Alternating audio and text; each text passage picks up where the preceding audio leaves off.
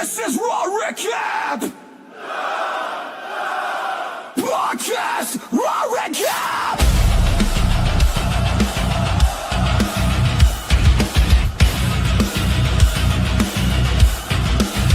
Monday nights, the war never ends. Two men enter the booth, only one truth survives. Yo, I'll turn the volume up. The king's on the mic, Aaron in the building, dissecting the fight from the opening pyro to the final bell. I'll break it down raw, send it straight to hell. Suplex the segments, RKO the takes. If the book gets trashed, then the table breaks. Who's running the show? We are. Who's dropping the truth? We are. Who's got no filter? S7 Wrestling. We are. This is Raw Recap. Savage Wrestling Podcast. We never hold back. Steel chairs flying, hot takes collide. Aaron and Jonte, Monday night, ride or die. Raw Recap. Hey, Raw Recap. Hey, turn it up loud, feel the impact. Savage Wrestling Decker. This is Raw Recap.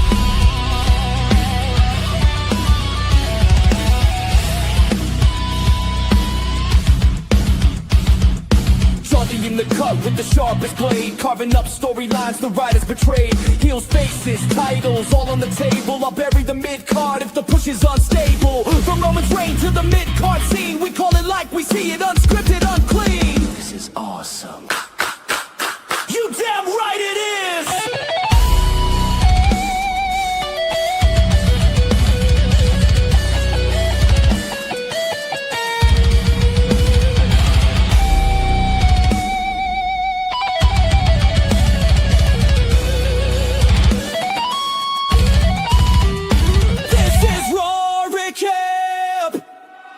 Wrestling Podcast, we never hold back.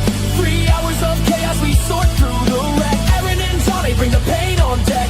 Raw Recap, hey, Raw Recap, hey, Raw Recap, hey. Hit that subscribe or get speared in the chest. Savage Wrestling Day. This is Raw Recap. This is Raw Recap. Monday nights belong to us. See you after the show.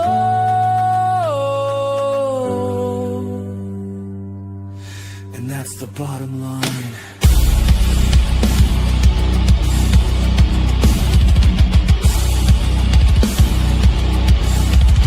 This is Raw Recap.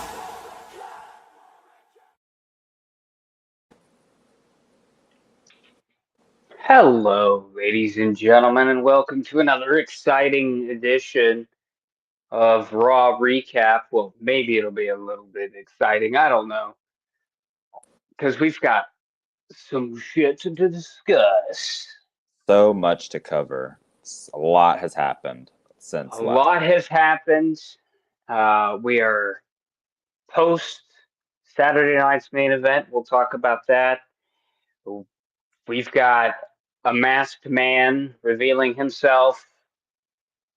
And it's so much more in between. I'm going to be honest with you, ladies and gentlemen. It has been a rough fucking week. For not only me, but also Jonte. This week for Peak has been really just something else. Let me tell you. There's snow on the fucking ground. I can't fucking stand it. It makes everybody just drive like complete and utter dipshits. Yeah. How you doing, buddy?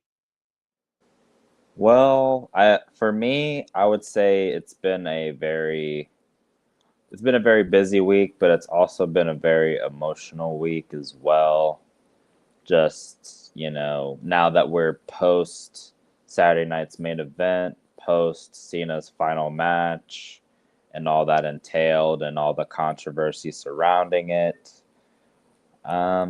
Yeah, I just feel like it's just been I've had just like a big emotional cleansing these last few days, and now it's like now it's kind of, I'm kind of getting into the acceptance stage and like the end stages of this grief, and just trying to see what WWE, TKO, whatever you want to call it, what they have to offer going forward, and how are they going to capitalize off of this John Cena's retirement tour. So I have a lot of thoughts. I'm really excited to get into things. So Yeah, man. So let's just fucking go ahead and get into it. Saturday night's main event was Saturday, obviously. It's in the goddamn name. And man, I gotta tell you, it seems like the universe or God was on our side because Saturday it just so happened our area of Ohio decided it was gonna get a snowstorm. So Josh and I chose safety over work, you know how it is. I mean, it You know how it is. didn't hurt that it was also Cena's final match, so that kind of like also played a role a little bit, I'll say. I mean, me being a fan since '05, I'm not gonna lie, being able to see that live and not have to avoid social media spoilers and things of that nature was a breath of fresh air and a nice change of pace. And especially for such a big moment like that, I'm glad I didn't have to worry about that, to be fair.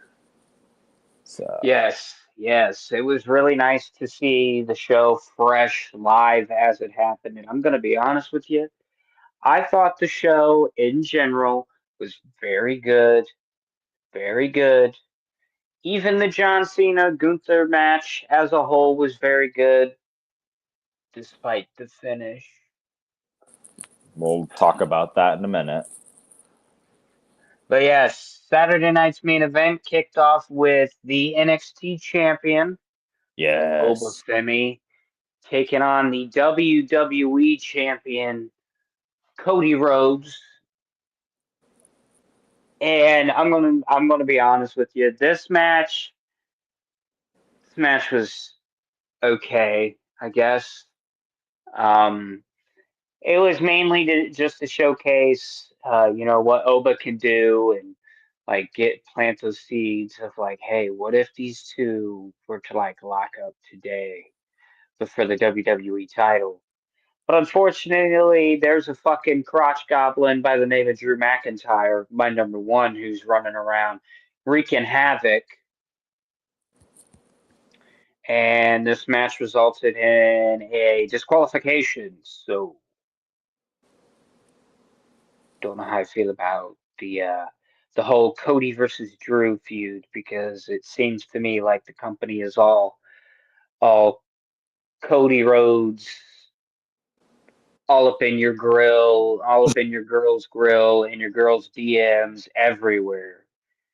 He, she, we, Cody Rhodes. That's the WWE model right now. So it's not looking good for your boy Drew McIntyre. Thoughts? Well, so I really enjoyed this match up until the finish. I really did. Like you said, it showcased Obafemi, what he can do. Because a lot of people, that tune into Saturday night's main event probably aren't watching NXT on a week-to-week basis. They might be familiar with who Oba is, but not too much his work. So this was like a nice showcase for that.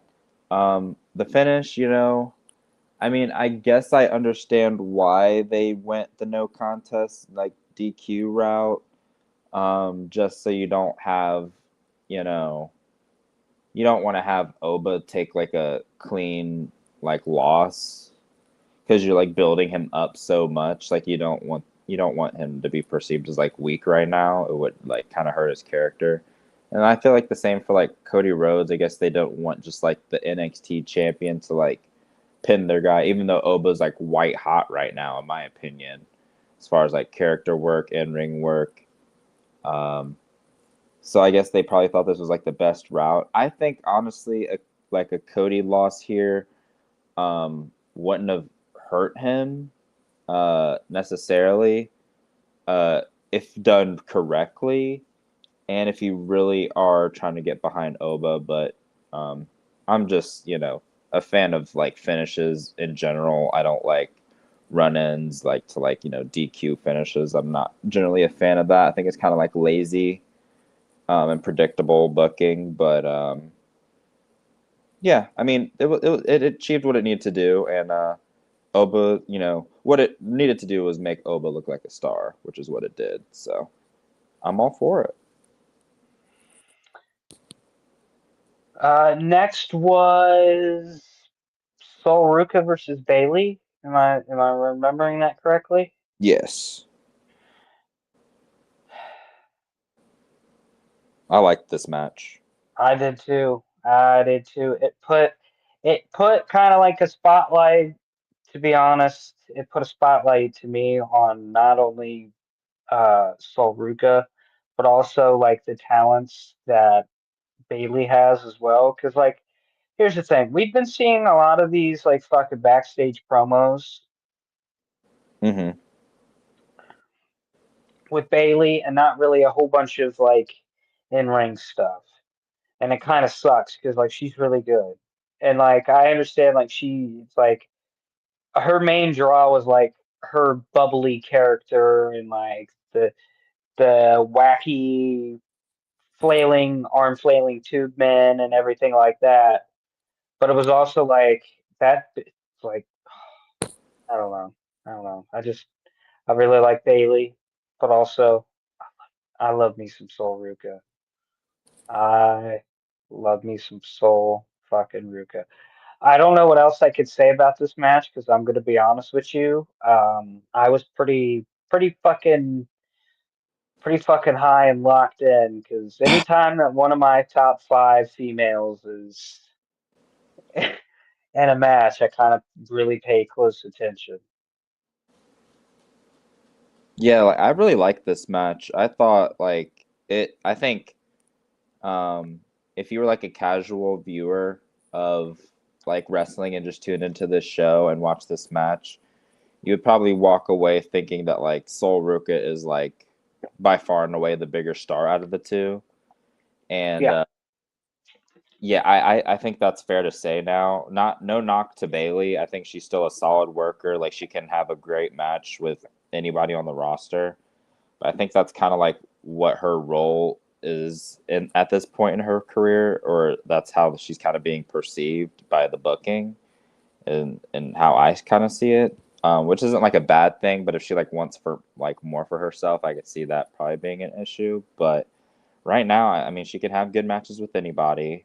Her character and like booking is just like really inconsistent right now. And Sol Ruka, they've shown that they like are invested in her. They've had her win like multiple titles, be a duo champion already. Like they don't do that to just anybody. So um, I think they're very high on Sol Ruka. I would be high on her if I was in the company too. She has the look. She has the one of the best finishers in the business right now with that Soul Snatcher. Um, yeah, I think it was built to like get Sol Ruka over, and that's what it did. So it was all right. It was pretty decent. hell yeah. And then the next match, this was probably my favorite match. My Mm, favorite match. Two of my top five guys, and Javon and Leon Slater, yeah, number five and number four, respectfully.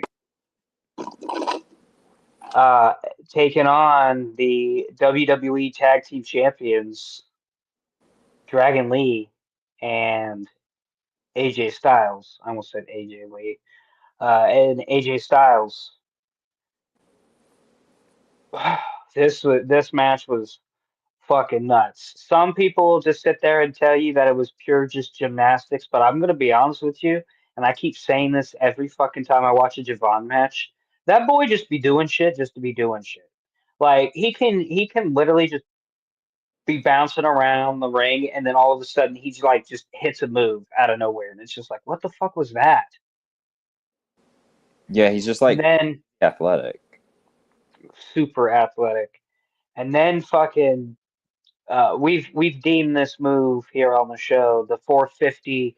The Swanton 450 is a little bit of a mouthful, Leon, I know you're probably not even listening to this small show, but if you just so happen to be listening, I highly recommend you start calling this move the UFO because I think that that is just, first of all, the amount of just spin you the amount of spin not spin the amount of air you have to get to be able to do a swanton and a 450 is just out of this fucking world. Yeah, it's cracked, and you got to think they're both only 21 years old. 21, like they've got.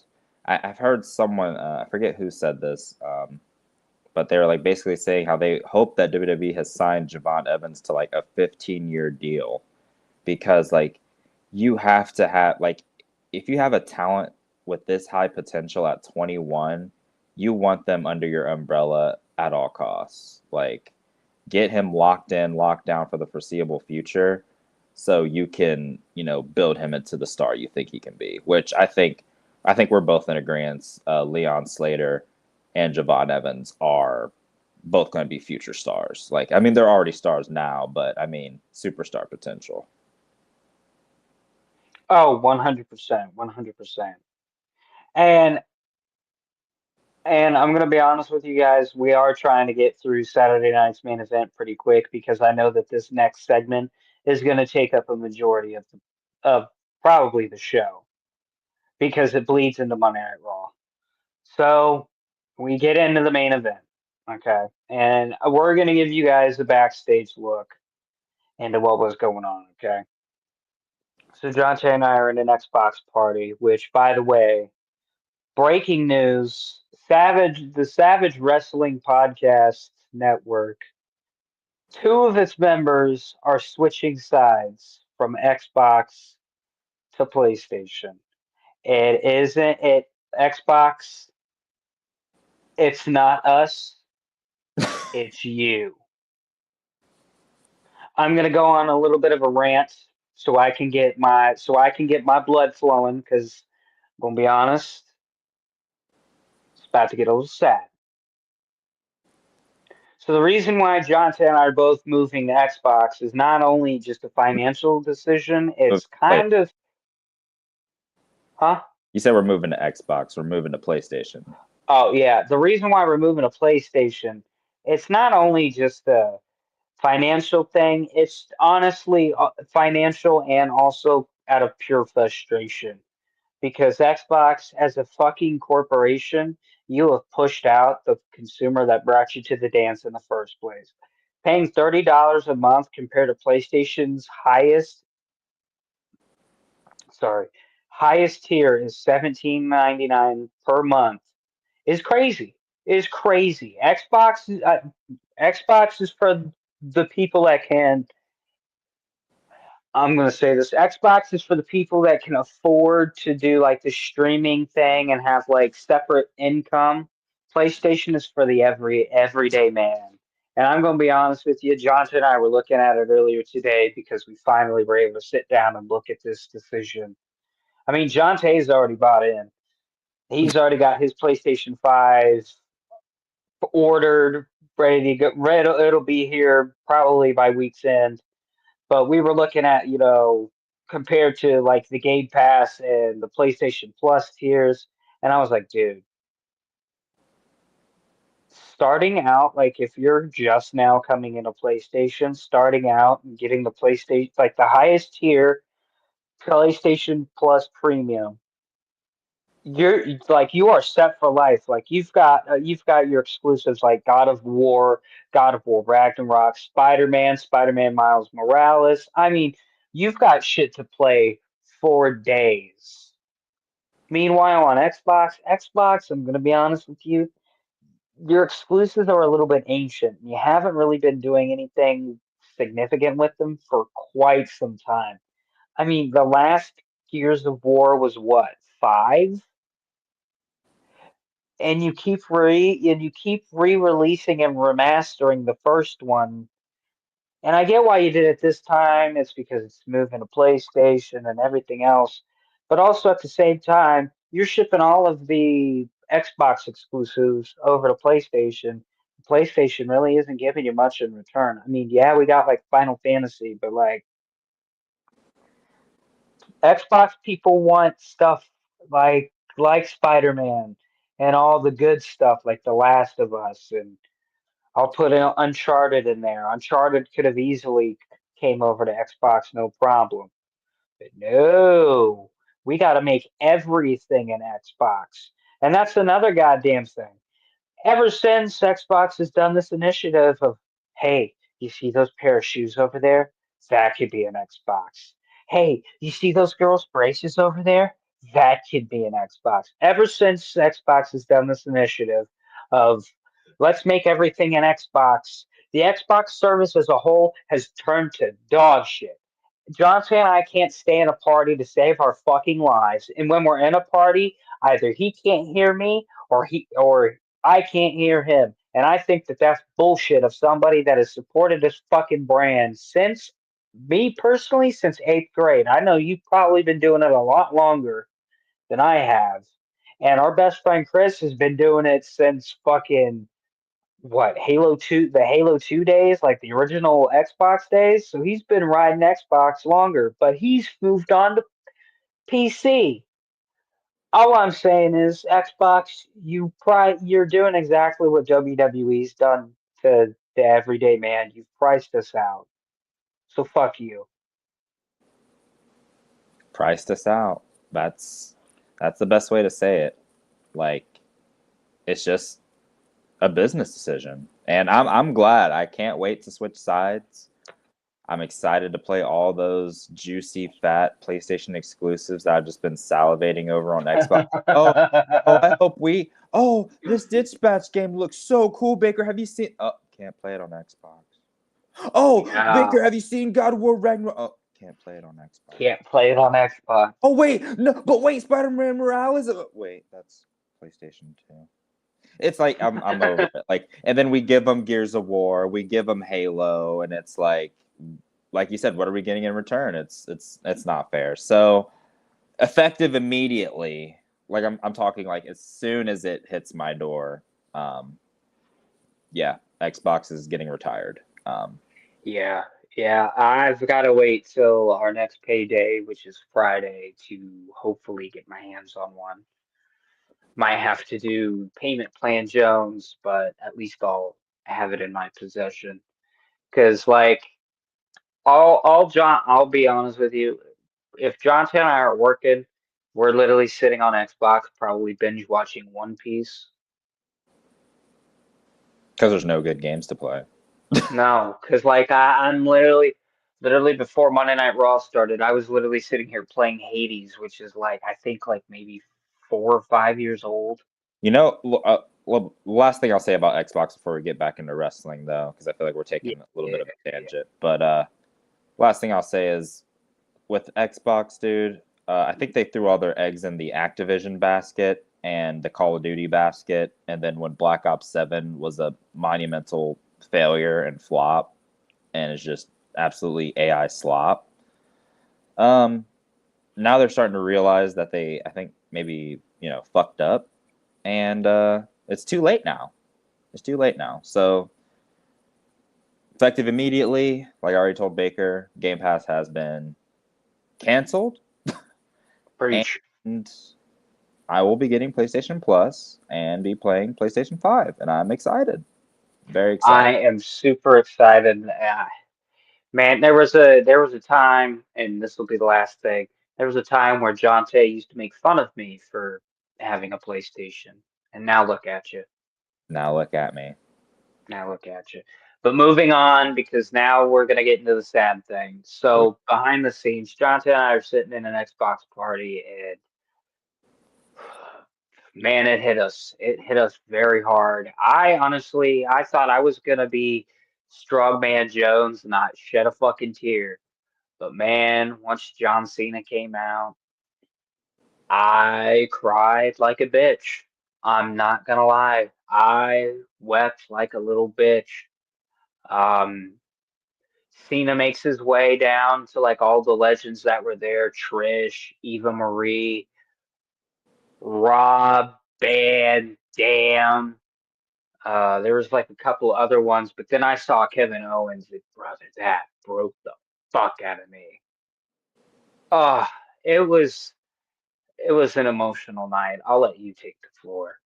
You are more, you know what? You can describe your thoughts and feelings for the entire match because you deserve the fucking stage. You've been a Cena fan longer than I have. I'm kind of just now getting into the John Cena believe train because behind the scenes, I've been begging Jonte to show me one good John Cena Dr. Thugonomics match. And we're not going to watch that tonight. We're going to watch WrestleMania 22. That's what we're going to be doing after this, ladies and gentlemen. So I'm excited. But I'm going to give you the stage and you can tell the world how you felt. Well, first and foremost, I'd like to say thank you for giving me the stage going into this segment. Like Baker said, I've been a fan of John Cena since the year 2005. That's when I found him, and I'll never forget it. I got my very first wrestling DVD at Best Buy. It was WrestleMania 21, and at that point, I had just seen flashes of John Cena on like Monday Night Raw. I had seen. I remember the very first match, or the very first match I saw ever was Shawn Michaels versus Shelton Benjamin. You guys have all seen it, the Springboard Sweet Chin music spot. That was the first match I ever saw, and I was hooked ever since. And so, I was able to get like a Best Buy gift card, and I spent all the money on there for this DVD. I went to my grandma's house, locked myself in my little computer room, TV room I had there, and for 3 to 4 hours, I was just captivated. And if you're not familiar with that show, that is a very important and pivotal show in the career of John Cena. That is when he was not finally, but that's when he was finally crowned the guy when he won his first WWE championship against JBL in Los Angeles. That's the very first time WrestleMania ever went Hollywood. And from then on, I've, just been I've been a critique at points. The Super Cena era was, rough for me. But through and through, Cena has been one of my top guys. So this is his final match, and he's going up against Gunther, and you guys know our feelings about Gunther and Cena heading into this match. We, voiced our, vocal frustration, but we kind of knew this is what we were getting. So we get to the match, and I gotta say, this match for John Cena's finale, his swan song, ladies and gentlemen, if you haven't seen it, I'll just say this. Take time out of your day to check this out. Because you got to think this is the man who's in the tail end of his career. Obviously, it's his final match, the twilight of his career. And, sure, he probably could have stretched this run out for, another, couple years going, part-time. But that's not what Cena wants to do. If he has the passion, he wants to go full force at peak performance. And he knew time was starting to catch up to him. So the match was great. The ebbs and flows, the big spots. You have an FU to Gunther through an announce table. You've got an avalanche FU off the top rope. But Gunther's hanging tough, man. And it's kind of a quasi passing of the torch. And mind you, before this match even starts, Baker and I are emotional messes. I mean, just, the sobbing when they played the video package, you're starting to it's starting to set in that, like, yeah, the 23-year run is officially ending. My childhood hero is officially saying goodbye and hanging up the jorts. And it's like a very surreal moment because it, like, I always go back to this quote.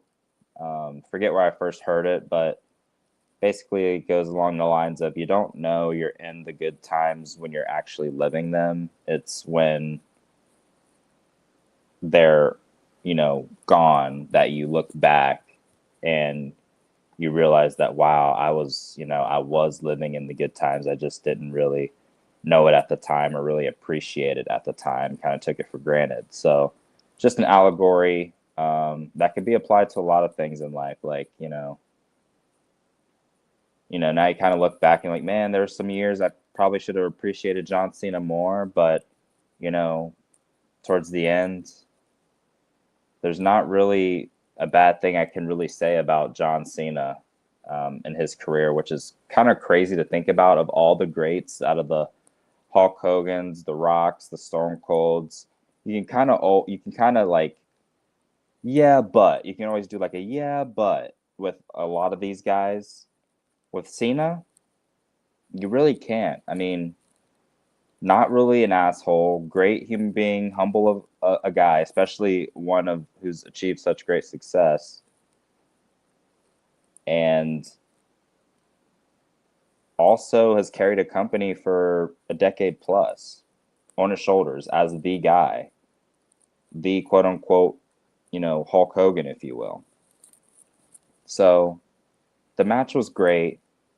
It really made me appreciate John Cena a lot, especially what he's done over the years. But what I have to talk about is just the finish. The finish to this match was not how I would have liked to see this booked. As a longtime Cena fan, mind you, and you see the audience's reaction. The videos have made the rounds. They've been all over social media. I mean, Gunther had to get extra security escort because they were about to riot on this man. I mean, it's in the title of the episode. Gunther has nuclear heat. He made Mr. Never Give Up tap out in the middle of the ring in front of almost 20,000 people in his retirement match. And we're going to talk into it later how it bleeds into tonight's show on Monday Night Raw. The heat is white hot for Gunther. And to just see, John Cena tap, I mean, I'm starting to come around to it. I was opposed, I was really hoping they, if you're going to do that, maybe you choke him out. Maybe you put him to sleep and, do the 3-arm thing and he can't, answer the count of 3, however you want to do it. And he, can't make the call and it's a win by, submission that way. But just the physical act of tapping out, it was just rough. It was rough. But I think it's so rough, and the reaction from the crowd, including myself, has been so visceral about the finish of this match that I think that's exactly what Triple H wanted. I think that's exactly what all of creative really wanted to garner that reaction, because they want to take this heat and run with it with Gunther. And if they're going to, they were going to have to capitalize with it on tonight's episode of Monday Night Raw, which they did, which we'll get into. But before we talk about that, Baker, I want to get you in here. I want to hear your thoughts. What did you think about Gunther, Cena, and the finish personally? Gonna be honest with you, I think that this was the best Saturday night's main event WWE had put on for a while. Very enjoyable show. The match, Cena versus Gunther, was everything gonna be honest, I came into WWE and wrestling in 2010. So this was like Super Cena to the max, right? I mean, Jesus Christ, he literally beat like 7 dudes at SummerSlam 2010 by himself. The Nexus. What could have been? Anyways, um, one Ryback. second, What could have been.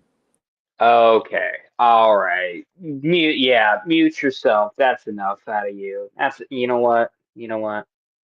You know what? You know what? That's enough out of you. My feelings on the finish, man. At first, I was a little upset because I was like, "Oh man, you can't let the fucking hero lose on his way out."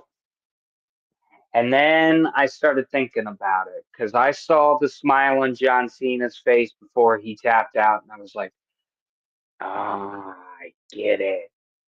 I get it." Gunther had Super Cena tried to have one last gas, and Gunther choked the fuck out of it. Just choked it out of him. What do you want? I mean,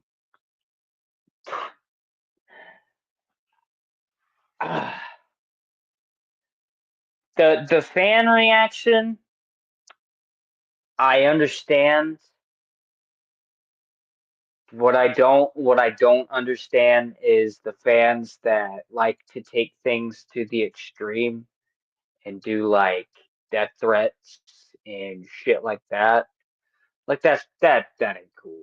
Like, come on. Enough with the death threats, enough with the bullshit, fake crashing out just to be put on TV. Like, enough.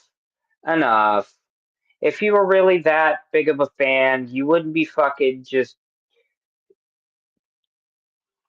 super like I get it. John Cena's like the bee's knees. He's the GOAT, right? But there's like a difference between what Jonty and I went through and what other people went through. Like other people went straight to just visceral anger, and I don't get it. Like I personally am happy that I got to live in the same timeline and on the same planet in the same era as John Cena. Because guess what? That is my kid's favorite wrestler, and I get it now. I get it. I didn't shed a tear for the child in me because I shed a cheer for the son that I currently can't see. So yeah. Anyways, moving on. We'll ignore that fact because we get to talk. We get to finally talk about Monday Night Raw.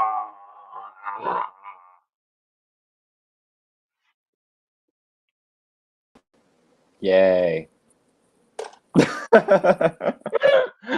Okay, sound a little more excited. Come on, come Monday Night on. Raw, baby. Woo! Yeah, let's get into it. Because it did, to be fair, it started off with a bang. So let's get into it. Yes, it did, and I'm just gonna go ahead and play this real quick, because Don't. we kicked the show off Oh, no. exactly how I expected we were gonna kick the show off, right? Yep. I was like, if we don't kick the show off with Gunther, this show is cooked. I don't want Yeah. to watch it. I don't care. And this is basically what Gunther had to say to all the fans in attendance today. And when he gave up, he tapped out like a little bitch. Okay. So Gunther didn't just call John Cena a little bitch once. He called John Cena a little bitch twice. Okay, which is fantastic. Like I don't even think Dominic got the like volume of booze. Do you understand what I'm saying? Like the boos were fucking very loud. Yeah. very loud. Like the boos for Dominic are just like, "Boo, we don't want you to talk. Fuck you, Dominic. You're a piece of shit. Fuck you." Like those. But this was just pure, like fucking unadulterated hatred. And dude, when he said, I made the one man that said he'd never give up. And when he gave up, I made him tap like a little bitch. I was like, oh, so that's how we're kicking off this new era. But then, well, actually, do you have any thoughts? Yeah, I just thought it was awesome that they let him call John Cena a bitch twice live there. I thought that was really cool. Uh, he's got monster heat. He's like I said when he came to the ring, he's public enemy number one. Like everyone is living to see the downfall of Gunther right now. Like people cannot wait to see him lose now. But the thing is like it's gonna be a while before we see Gunther lose a match again. Just letting you know. I think he's about to go on a generational run of just dominance. That's what they're pushing it like.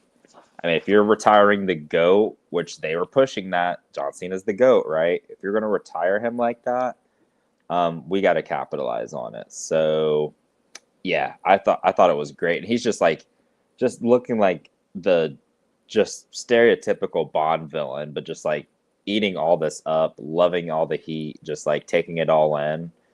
I mean, he's playing the part to a T right now. I will give him that.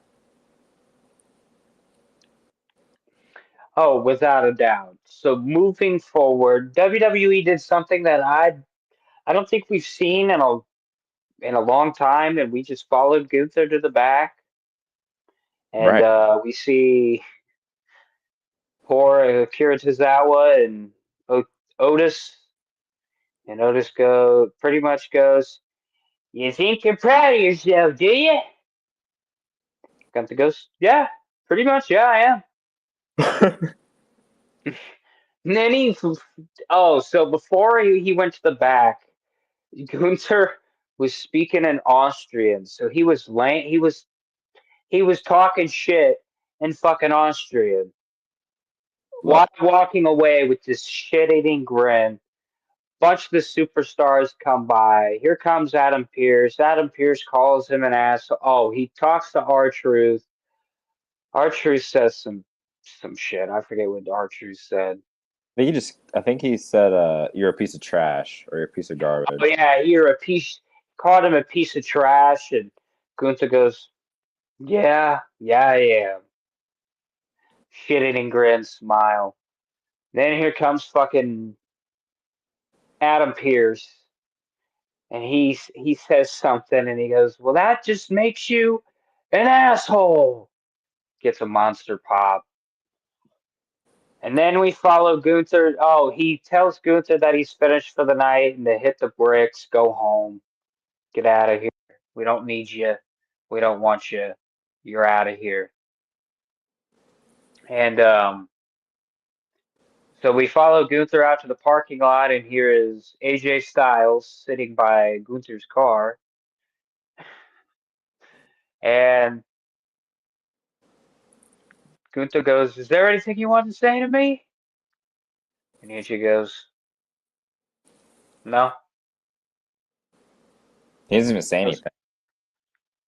yeah, he doesn't really like say anything, and he just kind of like tells Gunther to like pretty much get the fuck out of here.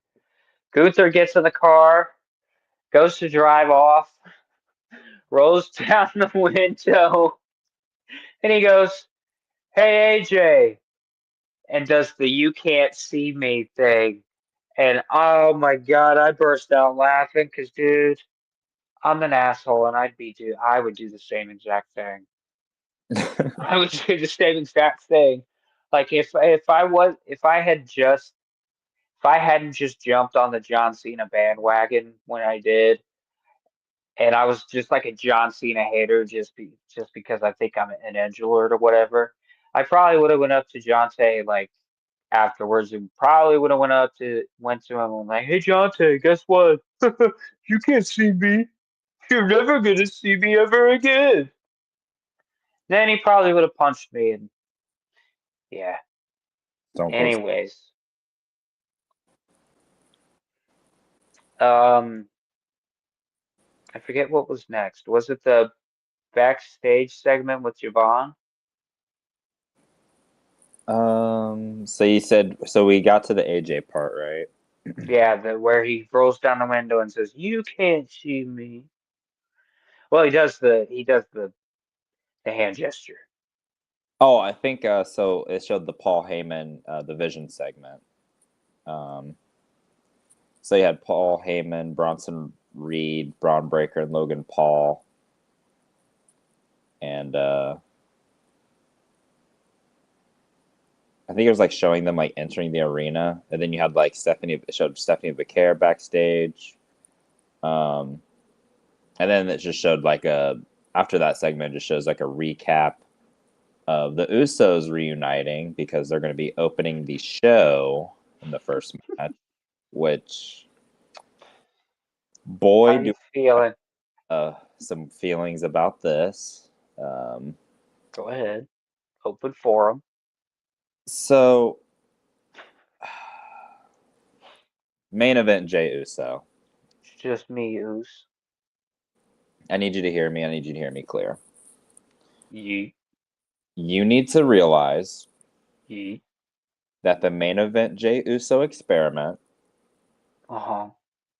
is over and done with. I don't think so. It's just me, Oos.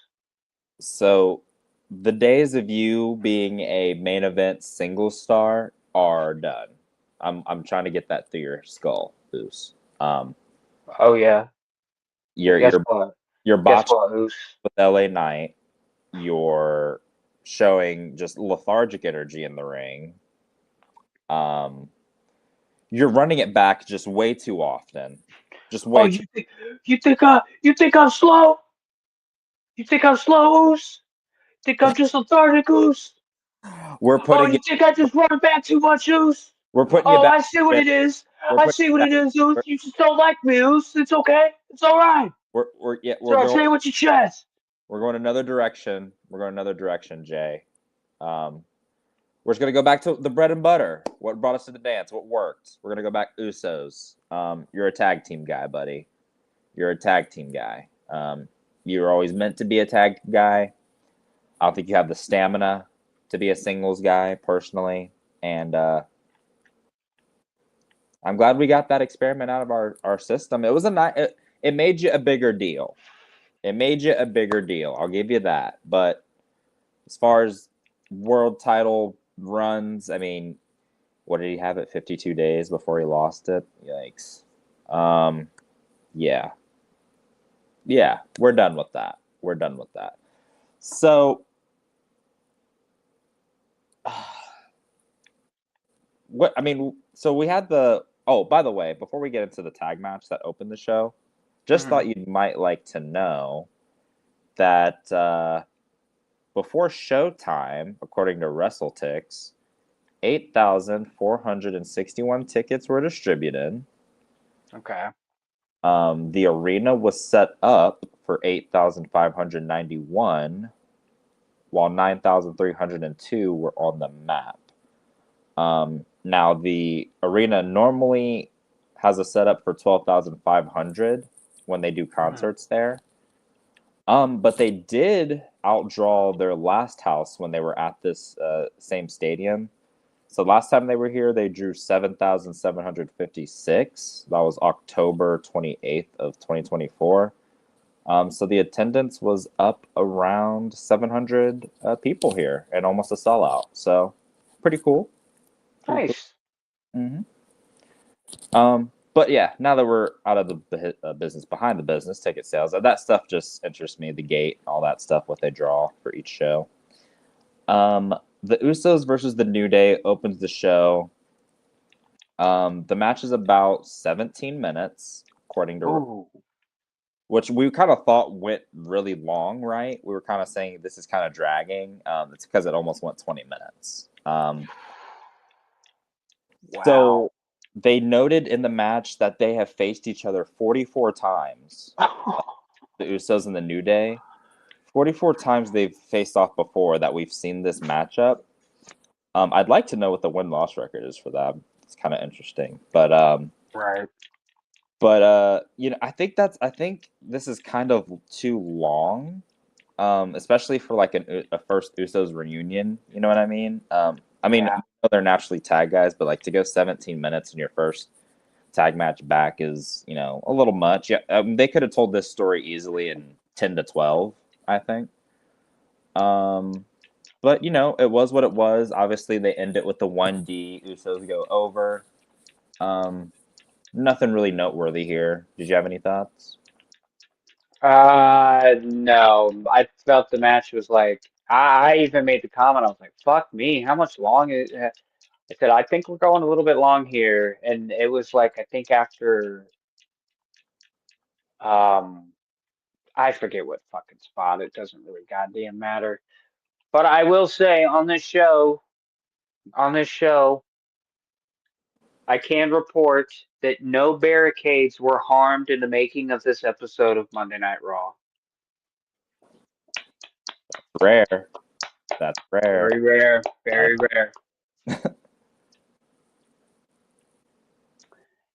But yeah, that's a lot. Did you say 48? Yeah, 44 times. Fuck me. And they've met for the tag team titles 16 times. Holy ballsack. Yes. So after that match, they went to Joey Tessitore and Barrett at ringside. Joey T said how he and Michael Cole did an excellent job on Saturday night's main event. And now it's time to pivot to Raw's 1-year anniversary on Netflix. And there they plugged that Punk versus Braun Breaker will be for the world title on that January 5th show. We're also confirmed to have Rio, that's Rhea Ripley and Io, as a tag team, taking on the women's tag team champions, the Kabuki Warriors, and I believe the tag belts will be on the line. We then had a vignette aired for the, Kabuki Warriors saga with Rhea Ripley over the months, kind of just building that up. And then we get a vignette aired on the Masked Man, which that was like, it showed like the Logan Paul, LA Knight, Rey Mysterio angle last week. That had the beat down in the parking garage. We all remember talking about that, how we felt about how they're LA Knight written on getting TV. just our boy LA Knight just can't get a break. They also confirmed he had a cracked sternum. Yes, That was the injury. that is correct. Cracked sternum.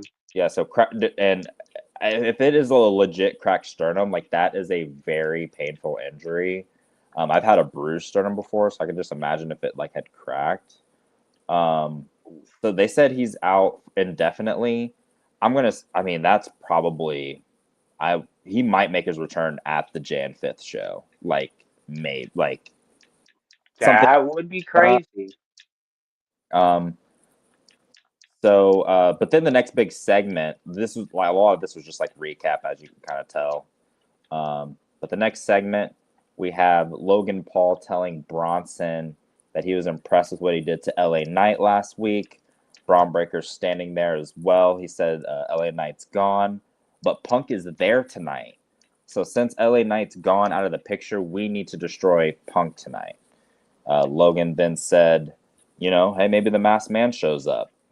Heyman asked, who is the Masked Man? And Logan said, yeah, like kind of like joking, like, dude, we know you kind of know. But Heyman's like, no, I literally don't know. Like, honestly, I'll take the help because I don't know. And he said all of Knight's friends are out to get them. He said if the Masked Man is aligned with them, all the better. He being Logan, pronouns pal. Braun Breaker then pulled Heyman aside. They've been doing this a couple weeks in a row now, where they just do they pull him in a corner. Hey, can I talk to you? Hey, can I talk to you in private? Yeah, sure. I'll be right back. And then they just go right over to the corner, like 2 feet away. All right. Like I can't hear you. But anyway, maybe it's just a running shtick. I have no idea. But Anyways, he pulls him aside 2 feet over because, you know, if you pull someone aside 2 feet, they can't hear you magically. I don't know if you guys knew that. So he pulls him aside and he says, if he sees Punk tonight, he's taking him out, like point blank, like it's on sight. And Heyman said, don't do it. You have to remember 21 days. Remember what happens in 21 days on Jan 5th? And Braun's like, yeah, 21 days, 504 hours. And then Paul's like, okay, that's a little obsessive, but yes. And he goes, I love that line. That line was great. yeah, I thought that interaction was great. And he told him to be patient and to beat Punk on Jan 5th. So then when you beat him the next time, like you don't just want to beat him for free. The next time you beat him for the world championship. It makes sense. Then Logan went up to Breaker and said they should lock in since he's facing Ray tonight. He's like, help me lock in. And Breaker said, yeah, he would. So what did you think about this whole, what do you think about this vision segment and what they're kind of doing here? The in the corners segment I find to be like kind of funny. Like, hey, talk to you for a minute, and then they like get up and then go like 2 inches to the left, and it's just like, oh, what's this? I wonder if they have to tell the other guys like, hey, just sit tight. We're gonna go over here real quick. But yeah, I don't know, man. I don't know what the fuck this Vision is doing right now because it feels like after Seth got injured, it feels like whatever was planned is kind of on standby. It kind of seems like they're kind of grasping at straws now. Yes. Because like you said, I think the original plan has been kiboshed due to injuries and things of that nature. So, I mean, they're still, I would say they're still doing a decent enough job at, you know, trying to make sure that the Vision is still a relevant part of the show and that they're still, dominant, like still, a force to be reckoned with. But I think now they're being forced to pivot. The big question is going to be, are we pulling like January 5th is going to answer a lot of questions. Are we really pulling the trigger now on a Braun Breaker World Championship run, right? Because, I mean, Punk hasn't held the belt for, too long. Do they really want to drop the belt right now? Do they want to keep it on Punk and, maybe continue like a chase or something? I don't know. Like I said, January 5th, 21 days is going to, answer a lot of questions on how they really view Braun Breaker. But all signs point to he's had back-to-back weeks of great promos, and we know what he represents in the ring. It's kind of like, why wouldn't you pull the trigger? I don't know. Right. It'll be interesting to see. Very, very interesting. But next, after this segment, we then cut back to Joey T and Barrett at ringside, and then they make a plug for season 2 of WWE Unreal that debuts on January 20th, which I'm very, very excited for. Because I like, the I like the behind the scenes, so I'll definitely be watching that. Then Testator said that Punk is back. What was that noise that you just made? Oh, Oh, good old JR, huh? like the dirt. Oh, the dirt. You need the dirt. Need the dirt. The dirt. So, Joey T says that Punk is back from injury that he suffered. He's basically, I guess he's been off TV for 2 weeks. So he's back, and Io and Ripley make their entrance. They're making their way to the ring. Looks like they're probably going to have cut a promo, have something to say to the universe. But out of nowhere, Asuka appears in the front row and sprays Ripley with an unknown foreign substance, mind you, a blue mist. We don't know what was in the mist, but it blinded her eyes. Then we have Kairi Sane flying in at Io Sky, knocking her down. Then we get into the ring. We have Sky, eventually what ends up happening is Io Sky protects Rhea Ripley from a top rope insane elbow, which she absorbs, takes the bullet for Ripley. And Asuka and Kairi kind of just return to the back as refs check on Rhea's eyes because she has been misted in the face. So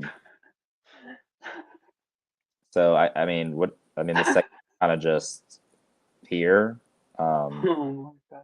She was misted in the face. Her face was misted by Asuka there. Jesus Christ, brother. What the fuck? Anything to say before we head into the second hour? No. No. I said it when they announced that this was going to be on the January 5th Monday Night Raw in 3 weeks. It's like 500 and some odd hours.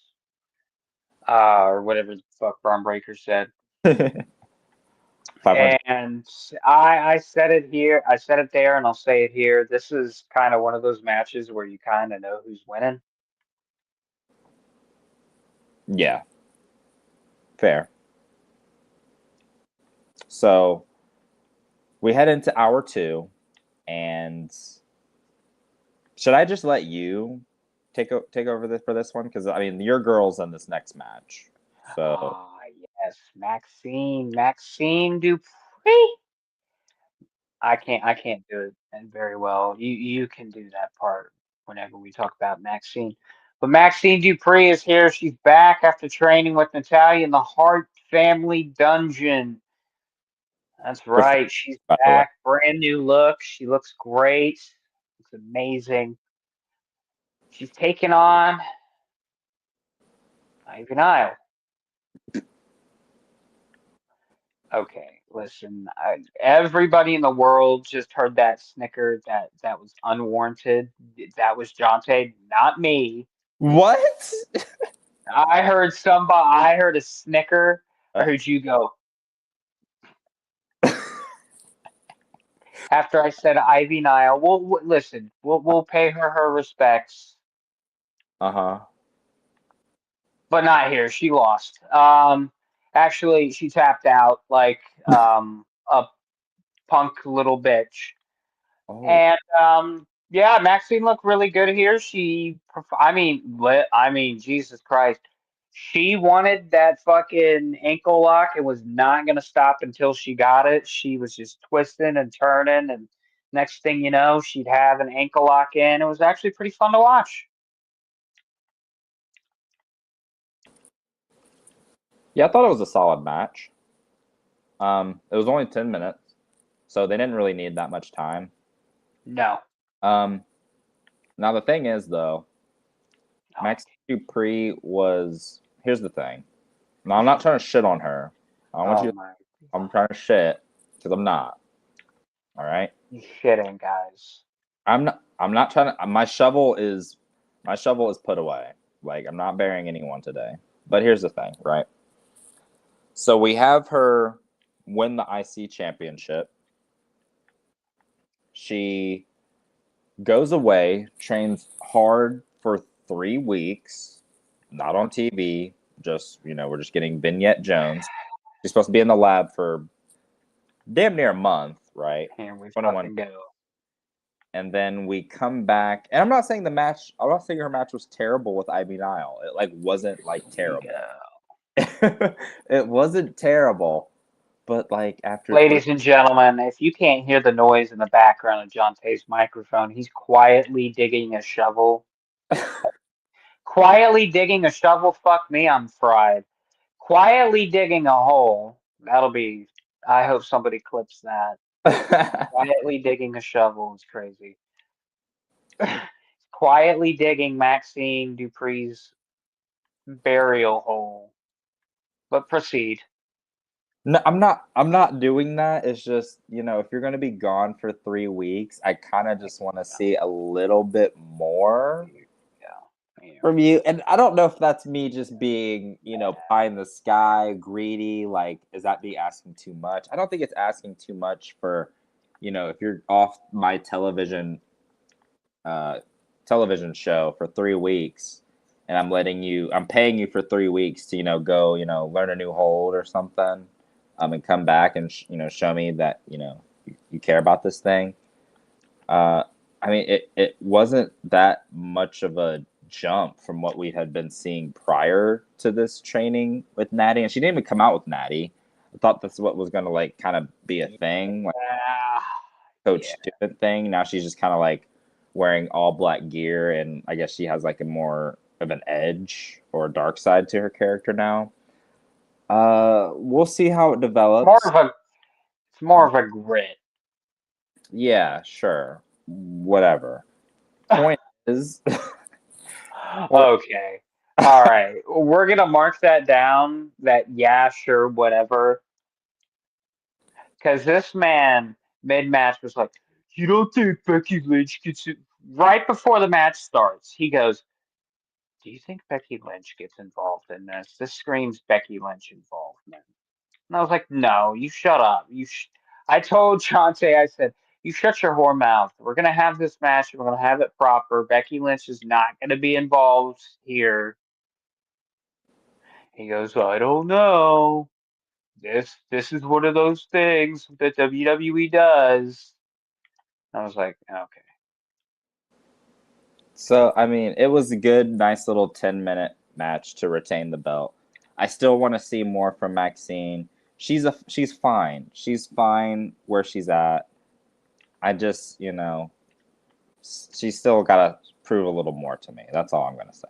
But moving on.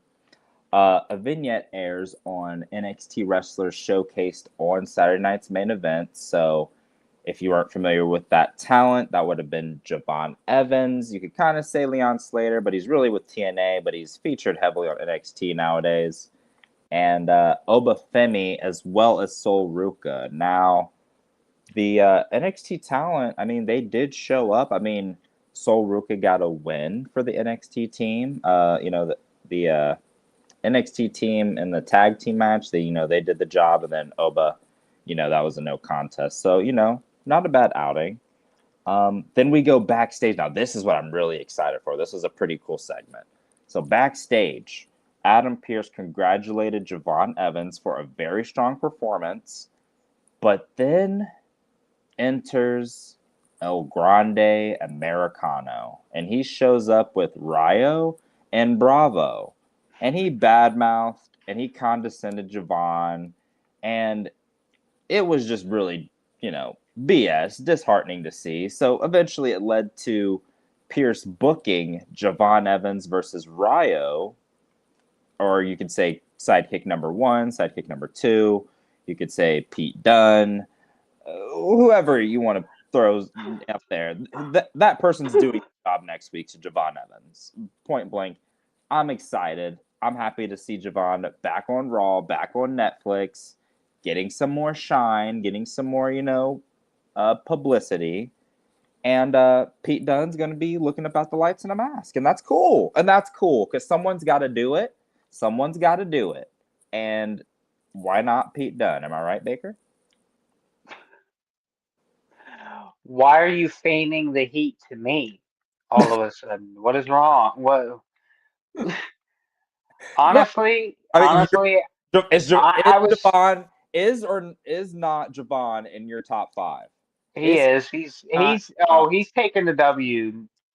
He's taking the W. I'm sorry, Pete Dunne, but I don't.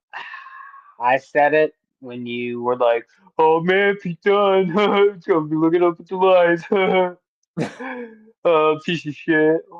The fall off is real. The fall off of Pete Dunne is real. And I was like, yeah, it is. I honestly think he's not all it was hyped up to be.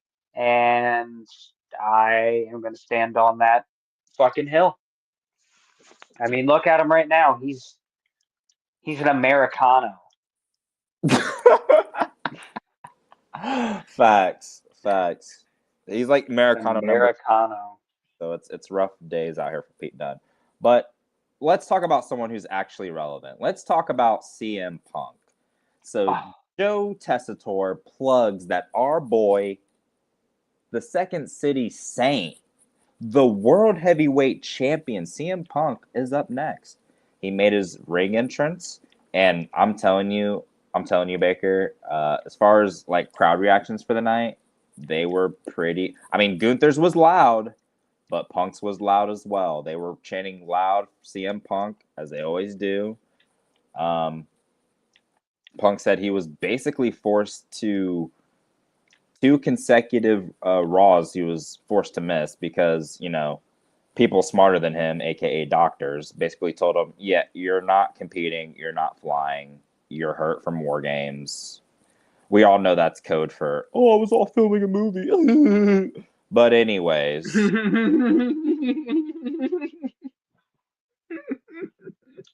Punk called Breaker a cross-eyed Neanderthal Nepo baby.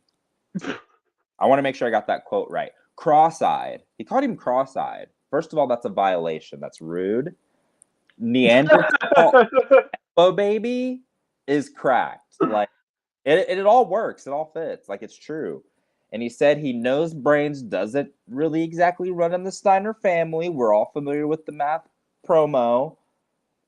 Enough said. And he didn't understand him complaining about him trying to end his career at War Games because, and I quote, Punk said this, and I quote, you didn't sign up for board games. You signed up for War Games, son. End quote. Right? Banger line, I thought.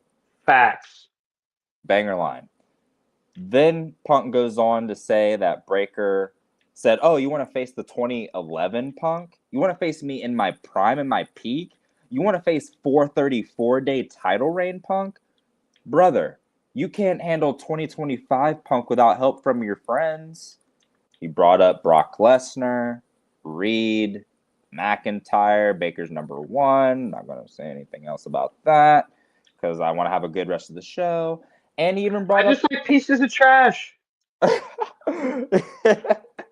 I like scumbags. What do you want me to do? I mean, he's scumbag behavior, I have to say. But that's neither here nor there. He brings up the Mystery Masked Man as well. He then says that he said pinning him did put him in line for a title shot, but you didn't do it alone. That's the thing. That's the key takeaway from that. Later on, Punk goes to say that, Heyman's gone on to gas up wrestlers who have wilted under the pressure of the bright, bright lights. You could say the Curtis Axels of the world. You could say the Cesaros of the world, who he's probably referencing. And he said he stopped. Rybacks. Oh, There's a Paul Heyman guy too. Forgot about that. Rybacks of the world, and you should be ashamed of that as well. I'm not gonna get into it. I'm gonna leave it there. Oh my fucking god! Leave it alone. I'll leave it there. I'm not gonna touch it. It's right there on the ground. He said he stopped 10 years ago. He said he stopped many supposed blue chip future main eventers, and he said, basically, if he had a dime for every blue chip prospect that he's stopped, he'd have a pocket full of dimes. And speaking of dimes, he said, if you ever mention my wife's name again, he's going to rip his eyes out and piss on his single-digit IQ brain. Single-digit IQ brain. That was good. I like that line. Went nuts. Fans went nuts after that line, going, CM Punk, CM Punk. And then he finally told Breaker, you know what? How about you bring your dumb father Rick and his even dumber brother Scott to Brooklyn, because he's going to need all hands on deck to stand a chance to beat him for the title. And he said when he does win, Breaker will be stuck doing TikToks with a YouTube scammer to get by. A YouTube scammer. We're talking Japanese forest guy. Yeah, I said it. Never forget, but never forget. And he said that all he'll have left is Dumb and Dumber, his dad and his brother. And even a Steiner match can figure out that GTS equals 1, 2, 3. Punk then circles the ring to his music. End segment. You're the Punk guy here. Proceed. Loved it. Loved it. I will be honest, this crowd did not seem like they were very into CM Punk at all. Was it me? Was it just me, or did you feel that way? Because I thought reaction on his entrance, and then he had like some certain lines that got reactions, but like overall, I think they were a little quiet during the segment. Very fucking quiet. But yeah, I mean, this has kind of become Punk's foray. I mean, he makes cutting promos look fucking easy, and I mean, honestly, I mean, did you see Punk? Did you see Punk like stumble at all, or like tweak out, or do anything? Nope, you sure didn't. Damn right you didn't, because you want to know. Because you want to know why? Because he's a fucking pro's pro. Unfortunately, me being a Punk guy, I know the inevitable. January 5th means that he's going to lose the world title because Braun Breaker is going to eat him and shit him out for breakfast. You're saying that, wait, whoa. We haven't made a official call on that. Is that where you're leaning? Is that where you're thinking? Is that where your heart's telling you? It's Braun's time? Unless WWE pulls some fuck shit to bring back Rollins on that fucking Monday Night Raw, which would be absolutely crazy. So you think? I think Braun Breaker is going to beat CM Punk. Wow. Okay. I just wanted you to. I just know you're the Punk guy. I just wanted to hear you. Oh yeah, I am the Punk guy, but I know when his time is up. Yeah. And his time with the world title is coming to an end. You know, it is what it is. At least he got to hold it. I mean, fuck me. And it's not to say he couldn't like hold it again. Down the road sometime. I don't think. I mean, all indications is what I've heard from him say in interviews is that he's going to be around for a while. Like he doesn't intend to walk away anytime soon. So what does that mean? Is that like another year, 2 years, 5 years? I don't know, but I mean, he seems like he's locked in for the foreseeable future, right? So that's good. That's good for the company and for him. Moving on, we then get, and now I say this every week. I gotta say it again, guys. My favorite things about Raw really are the Vision and the Judgment Day, and obviously, Stephanie Vaquer, her being my number one. So we get a Judgment Day segment. We have Dominic Mysterio telling Liv Morgan and Roxanne Perez that he hopes the Vision puts an end to his deadbeat dad, and that'll give basically him a great Christmas. And then Dom said that Finn Balor is with JD McDonough and that JD is going to be on the shelf for a while. Now, I did hear that JD McDonough did undergo surgery. I didn't know if you had any more information like what that injury might have been, but yeah, I hadn't even heard that he was in surgery until you mentioned it.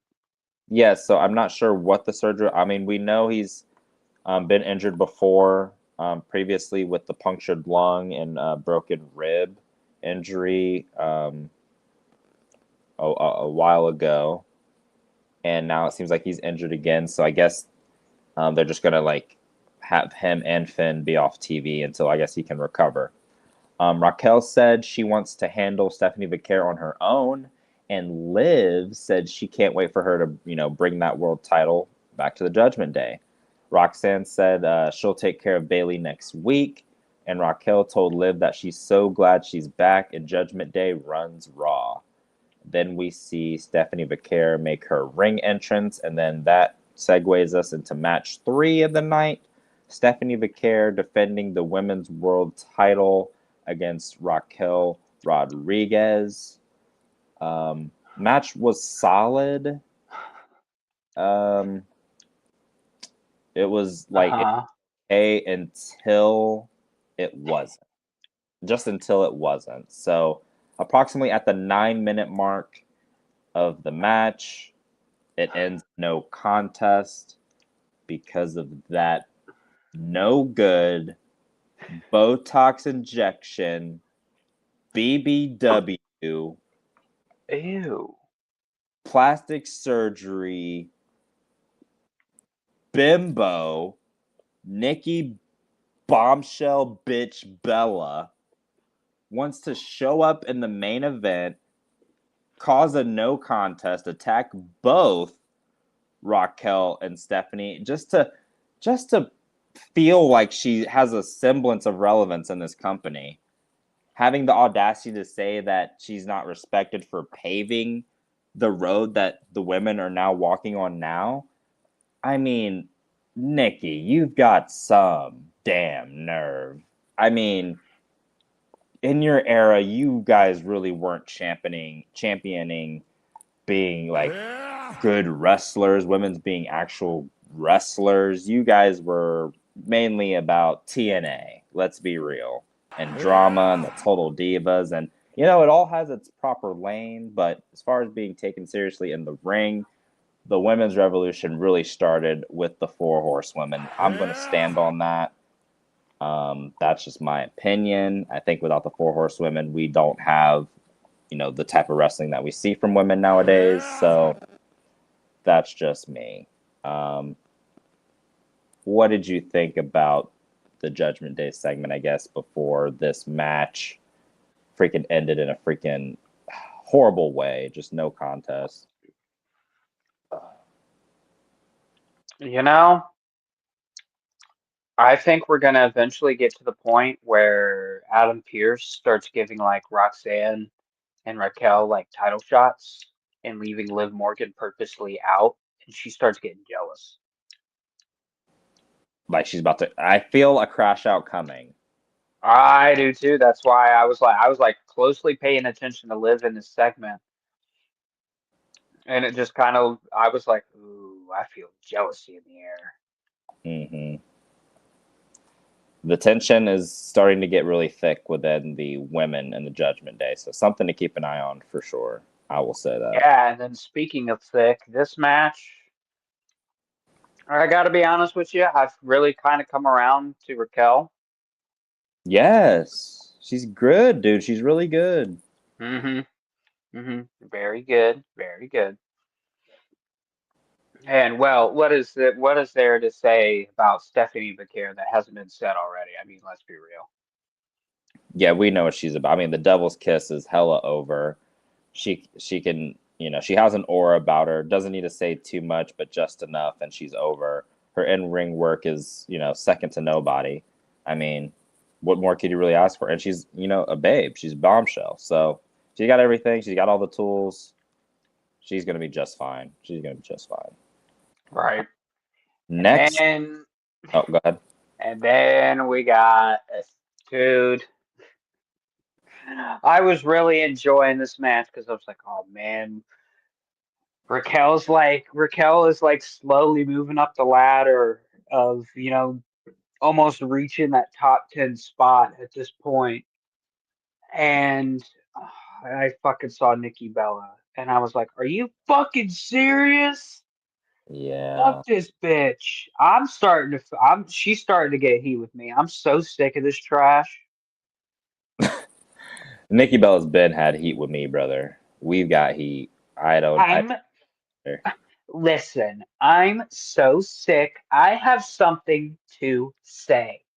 I am so sick and tired of the road that I single handedly paved with my own bare hands not being respected by all these women. Okay. Okay. Uh, nobody wants to see Nikki Bella versus Stephanie Vaquer part 2, Electric Boogaloo. No, the first one was Nikki, fine. you lost. You lost.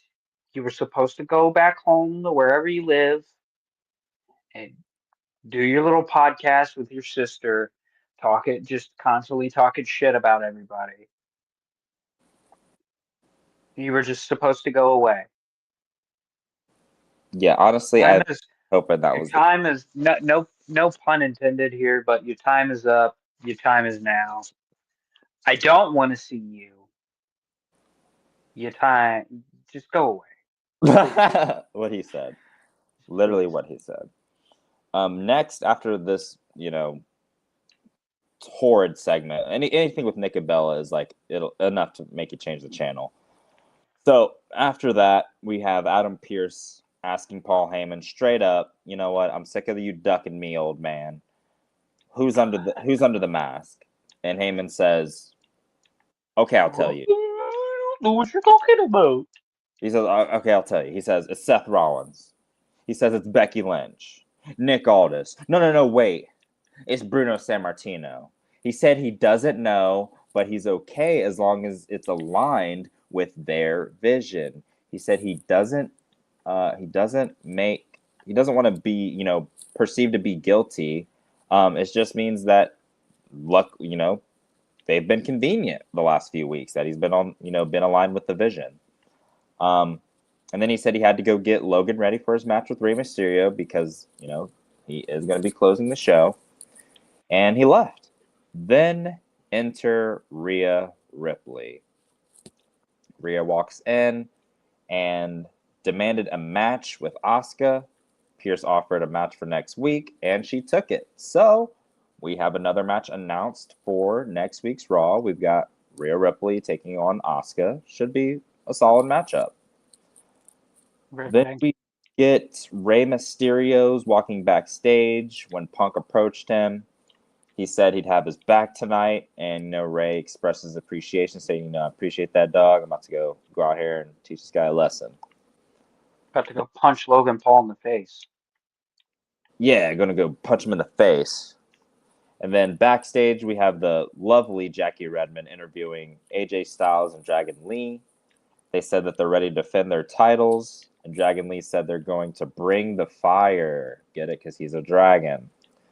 Whoa. Nikki then said what she did out there. Whoa. And she said she's sick of, people, like what Baker said earlier, not appreciating her for the road she's paved, yada, yada, yada. Said Raquel and Stephanie should be shining her boots, ladies and gentlemen. That the women's That was a crazy line for her to speak. Yeah, that the women's world champion that just jobbed her out at Survivor Series should be shining her boots for some reason. Yeah, that makes logical sense to me. You're delusional. Later, they cut to Barrett and Joey T again at ringside, and they're plugging next week's Raw. So this is the lineup that's been confirmed so far for next week. We have Bayley taking on my girl Roxanne. Roxanne. All she want to do is party all night. I love Roxanne. I can't wait for her to job out Bayley next week. Then we have Javon Evans going to bury Rayo Americano. And then lastly, Rhea Ripley will be taking on Asuka. So those three matches are confirmed for next week. Then we get a segment that, honestly, Baker, I gotta say it. Every week we get a segment with Bayley and Lyra Valkyria. I'm tempted to turn off Netflix. Okay, it's just so awkward and clunky, and the charisma So bad. It doesn't seem like it's there for me. It's not clicking. Maybe you have a different perspective, but for me, Bayley and Lyra, I feel like they're forcing this. They're forcing it, and I don't like how it's coming off. So I'm gonna describe the segment, and then I want to get your thoughts. So this is what happens, right? Bayley enthusiastically tells Dupree, "Wow, you did a great job earlier." And Lyra walks in, and she asks Bayley, "Hey, how are you doing?" And Bayley's, she said losing to someone with so much less experience than her, because, Sol Ruka is kind of a quasi-rookie, to be fair. And she jobbed her out in Saturday Night's Main Event live on Peacock in front of almost 20,000 people. So, I'm just stating the facts. I'm not trying to shit on Bailey here. This isn't the shit on Bailey show. But, so she's like, she's in her feelings. She's like, oh my God, I lost to this girl. She has so much less experience than me. And she, she wonders if things, Asuka was saying about her might be true. Maybe she's not as successful as Charlotte Flair. I mean, Charlotte Flair was in the main event, last week or a couple weeks ago, I'm getting jobbed out to an NXT rookie on Saturday night's main event on John Cena's final show, his final match in front of 20,000 people. Me, Bailey. Jones. Me, Bailey. And so, Valkyria told her, one loss shouldn't affect you that much. And, maybe, she's an idiot. And then Bailey shoved her and yelled, I'm not an idiot. I'm going to beat Roxanne next week. You're the idiot. And she storms off. And Lyra goes, there she is. And then we fade to black. Thoughts? I understand this. I don't.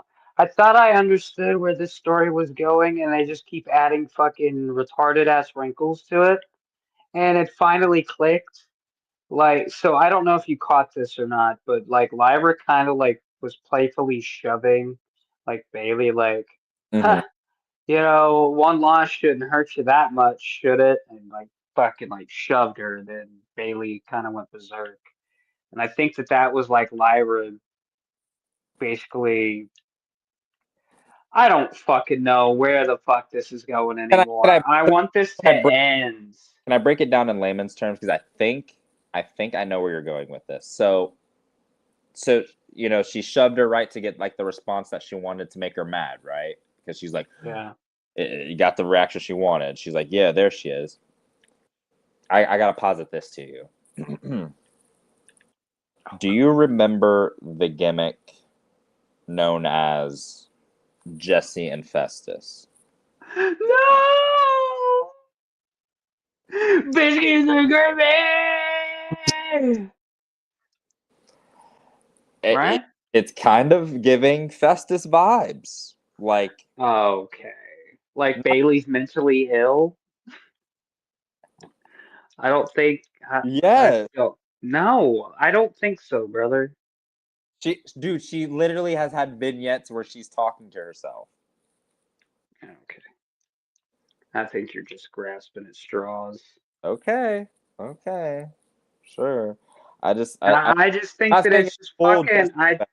But I just think that it's Lyra. Like, she's like, okay, I know what I can do to motivate her. Like, I don't know what it is with WWE and these gay ass coach gimmicks, but it's gotta stop.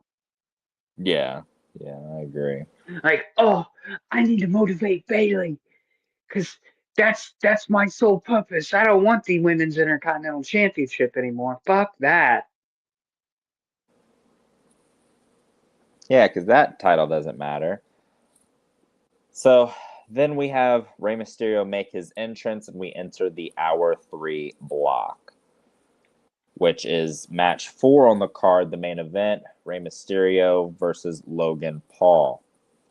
So Logan's entrance is shown on screen. The bell rings. Logan takes control. Basically gets to the point where Heyman hands Logan Paul the brass knuckles that's kind of been featured. They've kind of been featuring that, like, on and off.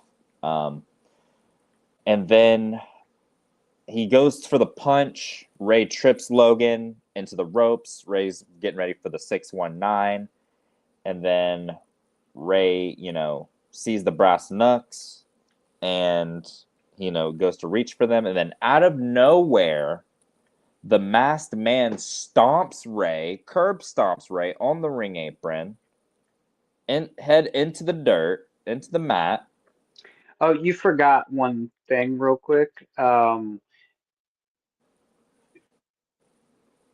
So before that even happened, the camera was doing like kind of like a wide shot, and you could just see Braun Breaker and Bronson Reed start Oh, walking up the entranceway, and then out of nowhere, Punk comes out with a chair and beats the shit out of both of them. So we think that we're getting ready to get a clean finish. And that's when the Masked Man shows up out of nowhere. right, yeah. He comes out, attacks him from behind with the chairs, runs him off like any great babyface would. And then we get the masked man, hits the curb stomp. Barrett's asking who the hell this guy is. Logan lands the frog splash off the top rope. 1, 2, 3. Logan Paul wins your main event in 15 minutes. Mm. What'd you think of the match? Honestly, wasn't the greatest main event for Monday Night Raw, but it kind of served a purpose in the end. So I guess I can't really hate it that much. But yeah. Yeah, I'm thinking like Rey Mysterio in the main event of Raw in 2025 is kind of crazy. But, like you said, it served its purpose. It was decent. But it's really the after the match, which is the important stuff. So we've been talking about it, the masked man, it being dragged week after week. So after the match, the masked man stood on the ring apron and kind of just eyeballed Logan there for a while. And Tessitore said, he doesn't know what to make of this masked mystery man. Punk ran out with a chair in hand, and Logan bailed to the ringside. And the man in the mask, he took off as well into the crowd. Then he didn't leave, though. He stayed. The masked man stayed, eyeing Punk dead in his eyes, dead in his soul. Removes the hood, and it is revealed that yes, ladies and gentlemen, we called it here as well. Austin Theory is revealed as the masked mystery man with a new haircut, a new look, kind of giving me Kyle Fletcher-ish vibes, kind of giving a little bit like that. But then we get like basically like a what the hell from Wade Barrett, but that's not it. Doesn't end there. Braun Breaker then sneaks into the ring and spears the ever-living stuffing out of CM Punk. Breaker looked up at Theory, who was standing on the stairs in the stands, and Breaker kneeled down to Punk and said, "You're right. This is business. But if you ever talk about my family like that again, you'll never stand on your 2 feet again." And then Joey Tessitore said, "Vision now seems more dangerous than ever."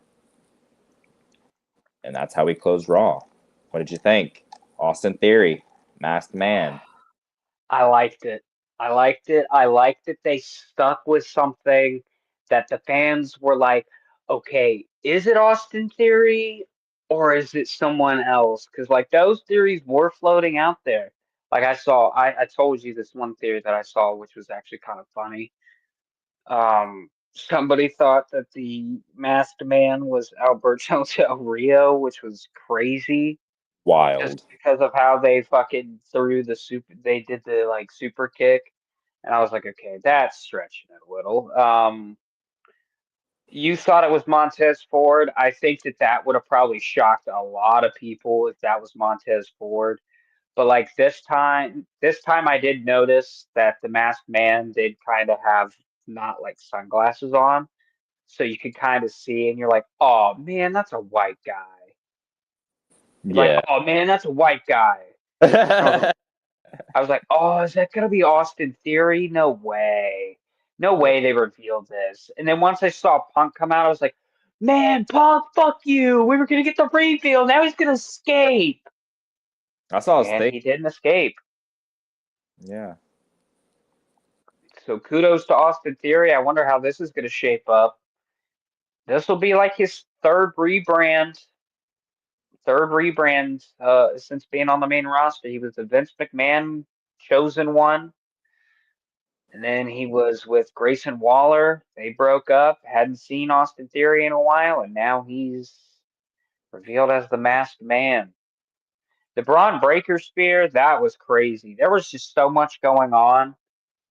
And like the fans, honestly, I did notice they didn't know how to really react. Like a majority of them were chanting, Theory, Theory, Theory, Theory, and we're not paying attention to Braun Breaker in the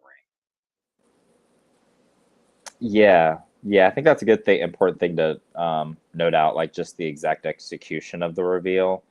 I'm also like kind of wondering like what, I mean, next week they definitely have to answer what are his motivations, like why he's doing this, like what's the point of this, you know what I mean? Yes, I 100% agree. He has to be on the microphone, and it has to be good.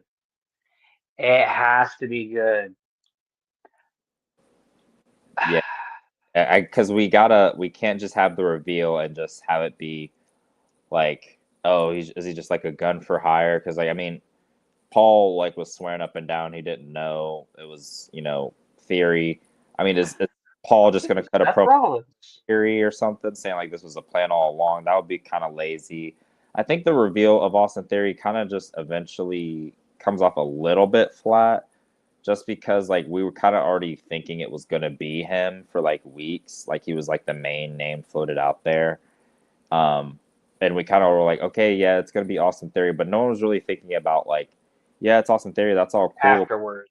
Yeah, no one thinks about the afterwards part, because it's like that's all cool, it's all well and good that's Austin Theory, but then what? Like, why is he doing this? What's next? Right. So now they got to figure that out. So we'll see where maybe they already have it figured out. We'll have to watch next week. Yep, that is true. Gotta stay tuned next week. That is going to be it for the Raw recap, ladies and gentlemen. We want to give our special shout out to our sponsors, Dubbies and Space Panda. Use code SavagePod for 10% off, and then also use the code SavagePod for 15% off for Cowboy Revolution apparel. Stay safe if you live in the great north. Stay warm, and yeah, Gunther made John Cena tap like a little bitch. Why do you got to end it like that, bro? Like, why? You know how I'm feeling right now. Because I gotta be controversial. Fair. Any last words? That's it for me. Thank you guys for tuning in. Appreciate you. All right, ladies and gentlemen. Peace. This is Raw Recap! Podcast Raw Recap!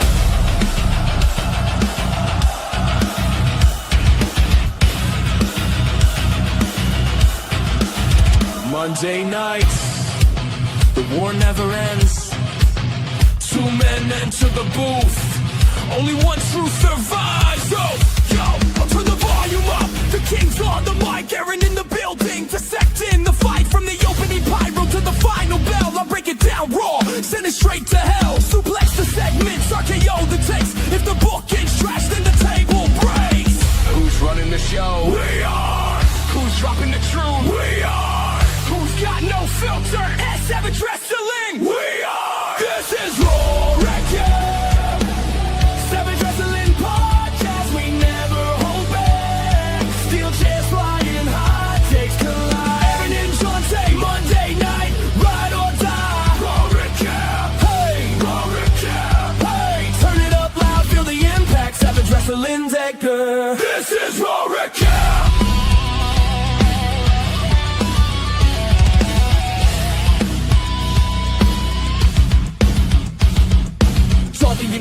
with the sharpest blade, carving up storylines the writers betrayed. Heels, faces, titles, all on the table. I'll bury the mid-card if the push is unstable. From Roman's reign to the mid-card scene, we call it like we see it, unscripted, unclean. This is awesome. You damn right it is!